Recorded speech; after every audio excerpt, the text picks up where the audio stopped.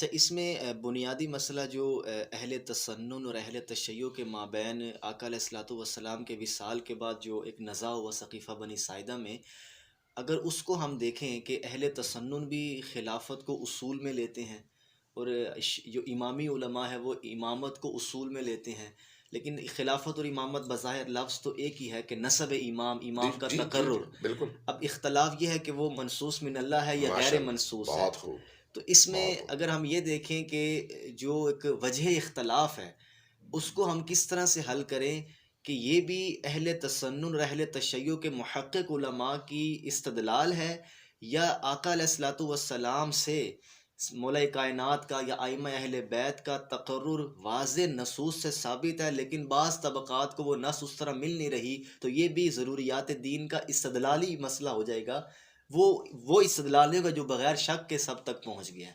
دیکھیے، اس میں کوئی شک نہیں، جس انداز میں آپ نے بیان کیا نا بہت خوبصورت تھا کہ اختلاف امامت اور خلافت کے خود جی جی حق ہونے میں اور ضرورت میں نہیں ہے. جی جی ٹھیک ہے۔ سب متفق ہیں. اختلاف اگر ہے تو اس میں ضرور ہے کہ آیا ہوں اس کا تعین اللہ نے کرنا ہے ہوں یا شورا نہیں ہے لوگ۔ عوام نے کرنا جی ہے. جی ٹھیک ہے. ٹھیک ہے، عوام سے مراد اب چاہے وہ شورا لیں، چاہے ایک فرد لیں، چاہے کچھ بھی لیں، ہاں امت لیں، جی چاہے جی معاشرے کے جی جی افراد لیں، چاہے مدینہ کے لوگ لیں، جی جی جو بھی لیں. یہ ہے اختلاف. تشیع میں جو بنیادی عقیدہ ہے وہ یہ ہے کہ چونکہ رسالت رسالت الہی منصب ہے، بالکل اور رسالت کا مطلب اللہ سے دین لے کر بندوں تک پہنچانا ہے.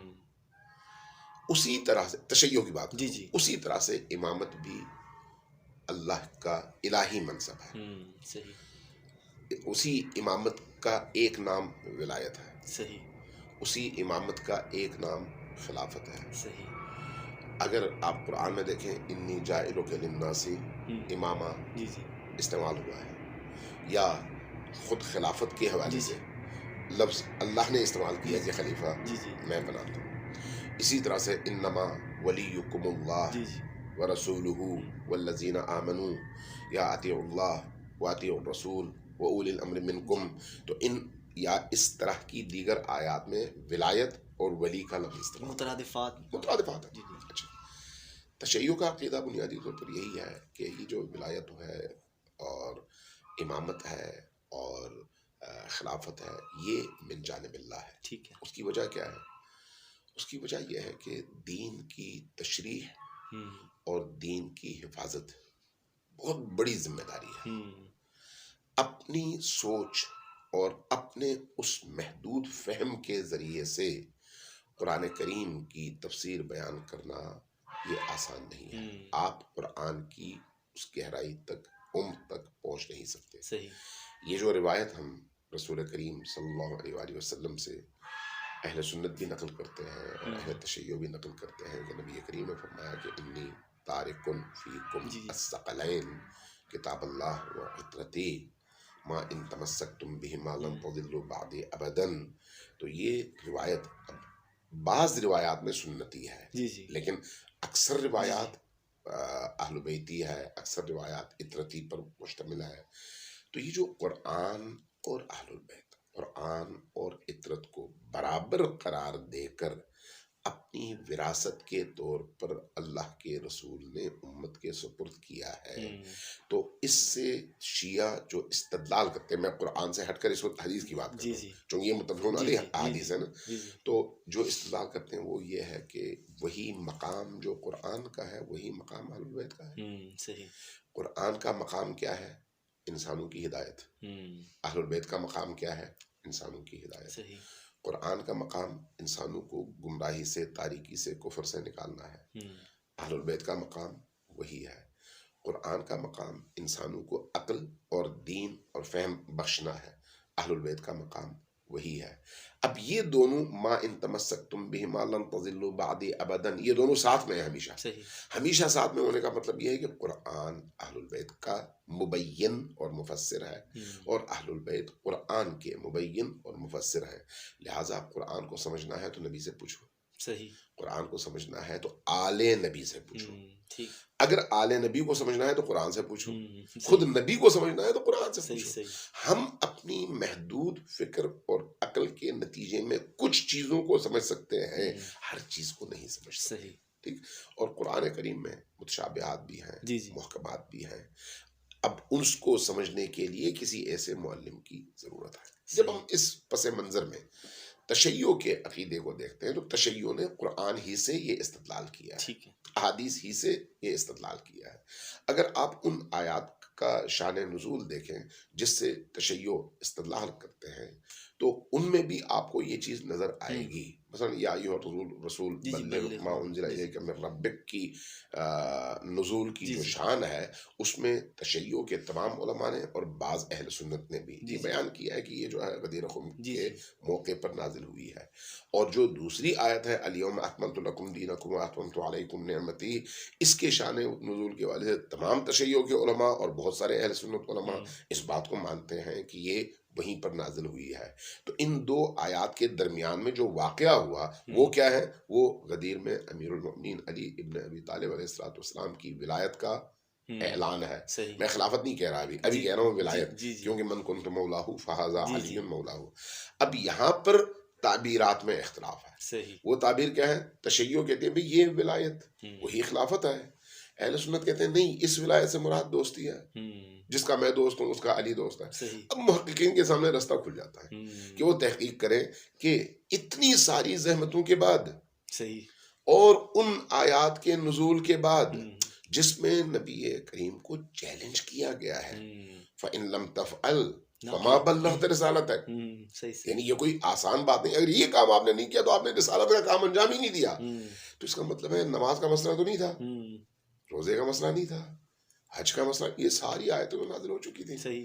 یہ کون سا ایسا موضوع ہے جو رسول کی 23 سالہ محنت کے مقابلے میں سب سے اہم ہے کہ اگر یہ نہیں ہے تو ساری محنت گئی. یہاں پر تشیع استدلال کرتے ہیں یہ وہی ولایت ہے، خلافت ہے، امامت ہے. چونکہ اگر نبی کے دین کو حفاظت سے تا قیامت پہنچانا ہے تو اس کے لیے ولی چاہیے، اس کے لیے خلیفہ چاہیے، اس کے لیے امام چاہیے. اور اس امام، خلیفہ اور ولی کا تعین اللہ ہی کو کرنا چاہیے، اس لیے کہ اللہ یعلم حیث یجعل رسالتہ، وہ جانتا ہے کہ اپنی یہ ذمہ داری کس کو دے، اور وہ اس کو دے گا جس کے اندر وہ اہلیت ہوگی. اور اپنے علم کے حوالے سے، فہم کے حوالے سے، ادراک کے حوالے سے، معرفت کے حوالے سے، اور ولایت کے حوالے سے، باطنی علوم کے حوالے سے، علم نبی کی وراثت کے حوالے سے، یہ تو تمام مسلمانوں کا اتفاق ہے کہ افضل ترین ہستی امام علی ہے. بالکل. جب یہاں پر یہ استدلال ہوگا تو اب اس استدلال کے نتیجے میں دو مکاتب وجود میں آئیں گے. ایک وہ جو یہ کہے نہیں بھئی یہ ساری چیزیں اپنی جگہ، ان کمالات کو ہم مانتے ہیں، لیکن خلافت وہ عوام کا کام ہے، عوام انتخاب کرے گی چاہے جس کو بھی انتخاب کرے. ایک وہ مکتب جو کہ نہیں، خلافت کا خلافت عطا کرنا یہ اللہ کے سپرد ہے اور اللہ نے اپنے نبی کے ذریعے اعلان کیا ہے. اب اس میں تشیع جو استدلال کرتے ہیں علماء اہل تشیع، وہ یہی ہے کہ مثلا جب ہمارے اہل سنت علماء کرام کہتے ہیں نا کہ رسول کریم کسی کو اپنا وصی بنا کے نہیں گئے، یہی کہتے ہیں، ٹھیک ہے، سراغوں پر. تو اس کا مطلب یہ ہوا کہ وصی نبی کریم کی سنت یہ ہے کہ اپنے بعد کسی کو وصی نہ بنائے. تو حضرت ابوبکر سے زیادہ حضرت رسول خدا کی سنت کو کون جانتا تھا؟ تو انہوں نے اس سنت کی مخالفت کیوں کی؟ صحیح ہے. تو اب اگر اس اینگل سے آپ دیکھیں تو حضرت ام المومنین عائشہ کی روایت ہے نا کہ میں نے اپنے بابا کو بڑا پریشان دیکھا، مضطرب تھے. ٹھیک ہے. یہ محمد تقی عثمانی صاحب نے بھی کسی اپنی کتاب میں لکھا ہے، میں وہاں پر دیکھا، اور بعض دیگر علماء نے بھی، کہ رسول کریم کی رحلت کے بعد اب جو کچھ بھی ہوا سقیفہ میں وہ اپنی جگہ، لیکن جب حضرت ابوبکر کی وفات کا وقت آیا تو وہ مضطرب تھے، پریشان تھے. جب پوچھا جاتا تھا آپ کیوں پریشان ہیں، کہتے تھے میں اپنے بعد کے لیے پریشان ہوں کہ بعد میں امت کا کیا ہوگا. آخر کار انہوں نے حضرت عمر کا تعین فرمایا. ٹھیک ہے. اس پریشانی سے نکل آئے، اطمینان ان کے چہرے پہ ظاہر ہوا اور وہ مطمئن ہو کر اس دنیا سے تشریف لے گئے. اب سوال یہ ہے کہ اگر ان کو اپنے بات کی اتنی فکر تھی تو نبی کریم کو کیوں نہیں تھی؟ صحیح. اگر نبی کریم کو نہیں تھی تو ان کو کیوں زیادہ تھی؟ یہاں سے پھر تشیع استدلال کرتے ہیں، اس کا مطلب ہے مسئلہ وہ ہے جو ہم کہہ رہے ہیں، ٹھیک ہے. اور اسی طرح سے اگر عوام نے انتخاب کرنا تھا، سقیفہ میں سارے تو نہیں تھے، جی جی. سقیفہ میں اہل البیت پورے کا پورا کٹا ہوا تھا، اہل البیت موجود نہیں تھے، دیگر لوگوں میں بھی اختلاف تھا، اور اس اختلاف میں بھی بڑی شدت تھی. لہذا حضرت عمر رضی اللہ عنہ کا جو فرمان بخاری میں موجود ہے کہ حضرت ابوبکر کی خلافت خود ہمارے لیے ایک فتنہ تھی، اللہ نے اس فتنے سے ہمیں بچایا، یہ بخاری کی روایت ہے. تو اس کا مطلب ہے یعنی وہ آگ لگتے لگتے لگتے لگتے مسلمان بچ گئے. ٹھیک ہے. کیوں بچ گئے؟ اس لیے کہ اختلاف تھا. اختلاف کیوں تھا؟ اس لیے کہ ان کے سامنے چیز واضح نہیں تھی کہ بھئی ہمیں کرنا کیا ہے. ایک گروہ کچھ کہتا تھا، دوسرا گروہ کچھ کہتا تھا، جبکہ اہل البیت ایک ہی موقف پر کھڑے رہے اور آخر تک کھڑے رہے. ٹھیک. لہٰذا جب ان چیزوں کو دلیل کے طور پر سامنے لایا جاتا ہے تو اس کو آپ یہ کہہ سکتے ہیں ایک مکتب کی اجتہادی رائے ہے، یہ آپ کہہ سکتے ہیں. ٹھیک ہے. لیکن آپ یہ دیکھ لیں اسلام میں داخل ہونے کے لیے جو چیز شرط ہے وہ اس وقت تشیع کے ہاں بھی اور اہل سنت کے ہاں بھی، وہ کیا ہے؟ لا الہ الا اللہ، توحید و رسالت کا اقرار، لا الہ الا اللہ محمد رسول اللہ. صحیح. اگر کسی نے ان دو کلمات پر ایمان کا اظہار کیا تو اس کی جان، مال، ناموس ہر چیز محفوظ ہے اور وہ مسلمان ہے. صحیح. تو اگر ہم اس کو عقیدہ امامت کو عقیدہ رسالت کی فرع کے طور پر لے لیں، فرع نہیں کہنا چاہیے. اچھا ہے اصولی.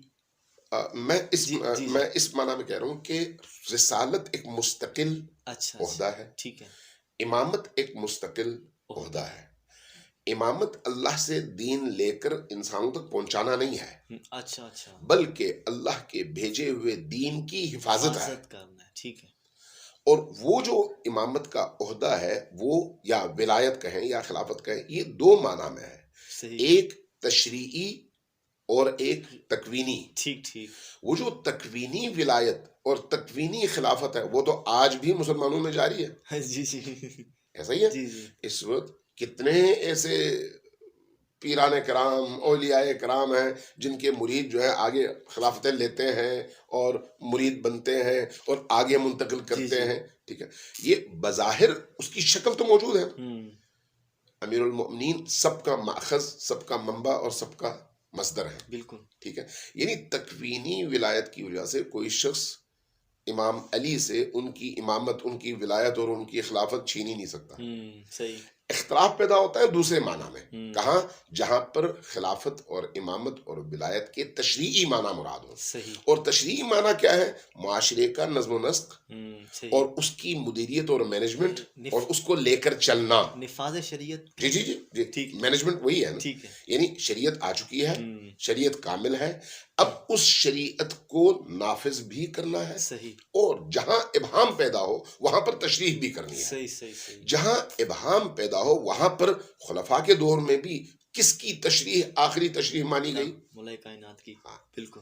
تو اس کا مطلب یہ ہے کہ اسی نفاذ شریعت میں بھی جو کہ تشریعی پہلو تھا، ہمارے تینوں خلفاء مجبور تھے امیر المؤمنین علی ابن ابی طالب کی رائے کو قبول کرنے پر، چونکہ سب کو معلوم تھا کہ اگر منبع شریعت سے متصل ہونے کے لحاظ سے دین کی درست ترین کوئی تشریح ہو سکتی ہے تو وہ علی امیر المؤمنین کی ہے. صحیح.